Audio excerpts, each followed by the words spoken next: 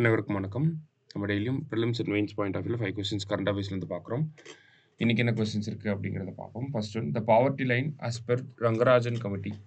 So Rangarajan குழுவின்படி வறுமை கோடு எவ்வளவு அப்படின்னு சொல்லி கேட்டிருக்காங்க. ஸோ இந்த கமிட்டி 2012 போட்டிருப்பாங்க, 2014 ரிப்போர்ட் சப்மிட் பண்ணியிருப்பாங்க. ஸோ அந்த கமிட்டியோட ரிப்போர்ட் படி பாவர்ட்டி லைன் எவ்வளோவா ஃபிக்ஸ் பண்ணியிருந்தாங்கன்னா, ரூரல் அப்படின்னா 33 rupees per day, இதே அர்பன் அப்படின்னா 47 rupees per day. சரிங்களா?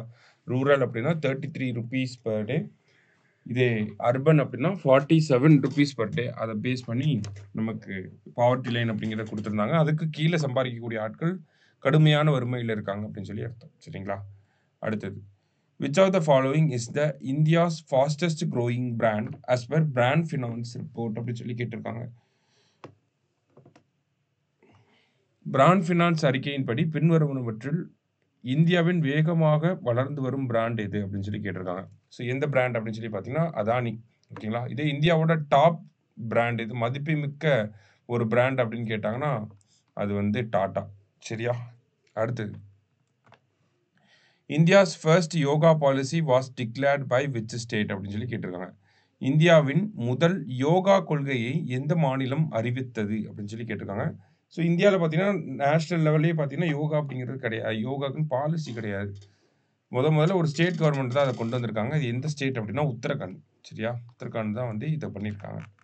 அடுத்தது, a current account surplus increases the net foreign asset அப்படின்னு சொல்லி கொடுத்துருக்காங்க. அதாவது நடப்பு கணக்கு உபரியின் அளவால் நாட்டின் நிகர வெளிநாட்டு சொத்துக்களை அதிகரிக்கிறது. ஸோ கரண்ட் அக்கௌண்ட் சர்ப்ளஸாக இருந்துச்சுன்னா வெளிநாட்டு சொத்துக்கள் அதிகரிக்கும். கரெக்டு தான். ஓகேங்களா? Increases net foreign asset. Current account சர்ப்ளஸாக இருக்கப்ப நெட் ஃபாரின் அசெட் வந்து இன்க்ரீஸ் ஆகும். ஸோ கரெக்டு தான். இதே கரண்ட் அக்கௌண்ட் டெபிசிட்டாக இருக்கப்ப ஃபாரின் அசெட் வந்து டிக்ரீஸ் ஆகும். ஓகேங்களா? வெளிநாட்டு சொத்துக்கள் கம்மியாகும், குறையும். சரியா? இப்போ ரெண்டுமே இங்கே கரெக்டு தான். ஓகேவா? இதெல்லாம் பேலன்ஸ் ஆஃப் பேமெண்ட் அப்படிங்கிற கான்செப்ட் கீழே வரும். சரியா? Current account, capital account, current account சர்ப்ளஸ்னா என்ன, டெபிசிட்னா என்ன, அதெல்லாம் நம்ம பார்த்து வச்சுக்கணும். சரியா? ஸோ போத் கரெக்ட் அப்படிங்கிறதா கரெக்ட் ஆன்சர். என்ன ஒரு பேக்ரவுண்ட் அப்படின்னா, நம்மளோட இந்தியாவோட கரண்ட் அக்கௌண்ட் சர்ப்ளஸ் அதிகமாக இருக்குது அப்படின்னு நமக்கு ஆர்டிக்கல் வந்துருந்துச்சு, அதை பேஸ் பண்ணி எடுத்திருக்காங்க. சரியா?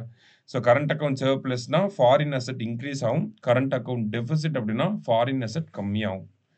அடுத்தது, Samvidhan Hatya Diwas is observed on அப்படின்னு சொல்லி கேட்டிருக்காங்க. சம்விதான் ஹத்யா திவாஸ் என்று அனுசரிக்கப்படுகிறது அப்படின்னு சொல்லி பார்த்தீங்கன்னா, இதை இங்கிலீஷில் பார்த்தீங்கன்னா கான்ஸ்டிடியூஷன் மர்டர் டே அப்படின்னு சொல்லி சொல்லுவாங்க.